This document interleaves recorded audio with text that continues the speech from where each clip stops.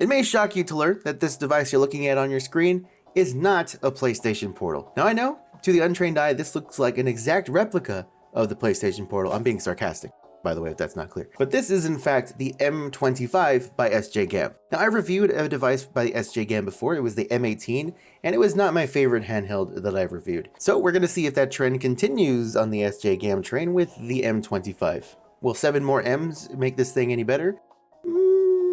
We'll see. This was sent to me by whatgeek.com, by the way. Thank you to WhatGeek. I have had this thing for several months, and I feel pretty bad that it's taken me this long to get to it, but I had to move and stuff. I'm in a new house. It is still available from whatgeek.com, and you can get it for $73.99 with the 64GB SD card, or for an extra $10, you can double that and make it $128. So here it is. It is the M25, and in case you're wondering what you do with this thing, video game. It's right there. Right there in the box. It plays up to N64, Dreamcast, PSP, and even DS. In theory. Some higher end games on those systems won't run very well. You're either going to have some stuttering, glitches, and artifacts, or a little bit of both. This thing has an RK3566 chip, which is the same one you're going to find in a lot of Powkiddy devices like the RGB30. It's fine, it's not the most powerful chip out there, of course, but it is going to play most of what you want to play, assuming what you want to play is below N64, so PS1 and lower. Taking a look at the back, the operating system is Linux, and it's got MLX 4.3. It supports 26 emulators, and it has a quad-core Cortex A55 1.8 GHz processor, 4 GB of RAM, and 64 GB of storage. 480 inches by 272 inches. I don't think that's correct. I believe they probably mean pixels. M25 3D rocker, special game rocker for arcade, high sensitivity, anti-skid design. Excellent 4K image quality. It just said over here it's 480, but whatever, 4K I guess. Guarantee this device is pre-installed more than 30 copyright games. So, you know, it's all legit. I'm gonna set it aside for a second, see what else is in the box. We've got a instruction manual here, which is not in English. Okay, it's in English on the other side. And we have a USB-A to USB-C charging cable, no power brick, which is very standard for these things. I'm just gonna check if there might be anything else. Oh wow, this actually includes an HDMI to mini HDMI cable. I have never ever seen that included in any of these devices. Oh, there's little light up rings around the home buttons here. Well, the start and select buttons. I mean, the thing says 30 copyright games, and we already see 300, 675, over 30,000 games installed. This D-pad is not always responsive. Like every other time when I press it to the right, it doesn't respond. It's responding right now. See right there, it kind of failed a couple times, so that's a little concerning. The face buttons are pretty large, which I like, but they are weirdly spaced apart. This does make it a little bit more of a stretch to reach some of these buttons, which may cause hand fatigue over time, but if you're playing for a while, you might start to feel a little more strain than if these buttons were closer together. You've got thumbsticks here, which are Nintendo Switch style thumbsticks. They look like Joy-Con thumbsticks pretty much. The start and select buttons look identical to a Switch Joy-Con home button, which I think is pretty funny. And the plus and minus buttons up here are actually your volume buttons. The shoulder buttons are large and easy to reach. I do like the size of the L1 and R1. However, I noticed that the triggers feel and sound pretty terrible. Right out of the box, I noticed I was able to swivel them around, and I mean, that's not normal. Listen to that. It's stuck. Moving along, at the top we've got the USB-C charging port, a micro SD card reader, which will have a micro SD card already in it, and it's going to have some games on it, I'm sure. A headphone jack, the power switch, which is just an on and off switch instead of a button you have to hold, and the mini HDMI connection. My initial impressions of this device were pretty mixed. I mean, in hand it feels fairly light, almost toy-like, but you can really feel the lip here along the side of the grips. It doesn't dig into your skin, but it is noticeable when you're moving your hand along the sides. A big plus, in my opinion, is that this device is very comfortable to use, at least if you're using the D-pad.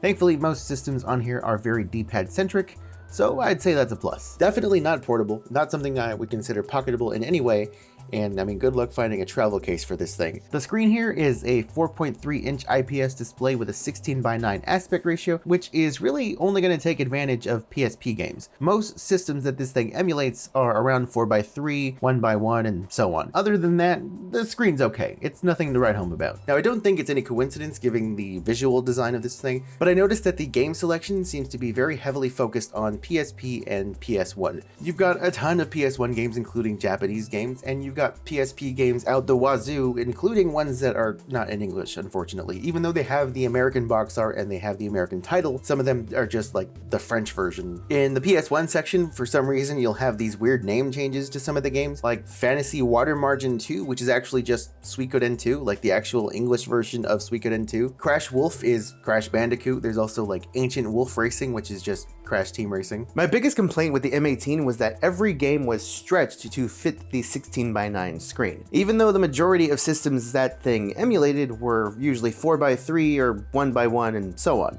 Well, thankfully they mostly fixed that with the M25. They do give you the option now to switch games to 4:3. It's not a perfect fix since there are other aspect ratios involved here, but it's better than nothing. Unfortunately, you do have to go into each game every time and change it manually, otherwise it resorts back to 16:9, which is pretty annoying and pretty tedious, but I mean, hey, we'll take what we can get, right? Outside of that, settings and customization are extremely limited. Even the system settings at the main menu have an advanced section with nothing there. Performance when it comes to older systems, 2D systems, 16-bit, 18-bit, it's basically fine. As for 3D systems, it seems to run PS1 just fine. Most of these handhelds, even a lot of the cheaper, less powerful ones, can run PS1. Most PS1 games aren't really all that intensive. PSP runs pretty okay with some 3D games. Star Wars Battlefront 2 had some issues for sure. There was definitely some frame drops there. So then I went into the usual God of War Chains of Olympus test. I test that on most of these things just to see how far it can really push PSP performance, and it was about as bad as I expected. Unfortunately, N64 emulation is pretty shoddy. It runs okay, frame rates pretty consistent, but it does have some glitching and artifacting, for example in the puzzle piece transitions here and the pause menu of Banjo-Kazooie. But none of that matters because they completely dropped the ball on arguably the most basic, most important level. This device has one big flaw that makes it extremely difficult for me to be able to recommend it, and that is that the controls are configured completely wrong, with the exception of PSP and DS. Bottom button's correct, but the controls that should be assigned to this left button are assigned to the top. I'm not even sure what these two side buttons are actually assigned to, but other than this bottom button, these are all wrong. This is going to make playing certain games incredibly challenging, especially for a lot of older games where you have to use your thumb on multiple buttons at once. For example, in Mega Man X, it's a lot harder to keep your Buster Gun charged while jumping. And to make matters worse, both of the thumbsticks mirror the D-pad and the face buttons. Instead of acting like thumbsticks are supposed to, they just mirror those existing buttons. The D-pad is right there. The face buttons are right there.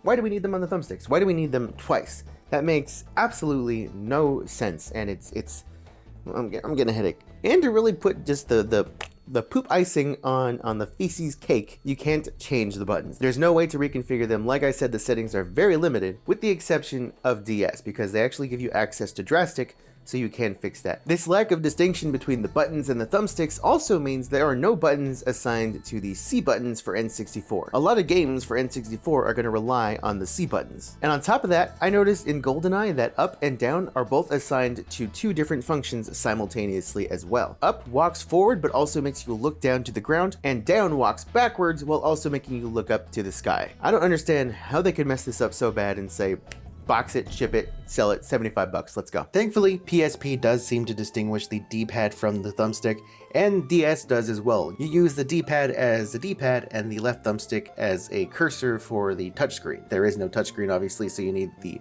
cursor with the thumbstick. This means that you need a button assigned to act as touching the screen, which for some reason is set to R1, which is also set to function as the right shoulder button for the DS, so that means that if you want to touch the screen, you're also going to be pressing the right shoulder button at the same time. Thankfully, DS does let you access the drastic menu so that you can go in there and fix that, so that way it will work pretty much how you'd expect. It's also very small and pixelated and hard to see, but at least you can make it happen. I did dig into the files on the SD card a bit, and there are some folders in there for RetroArch, and there's some config files and whatnot.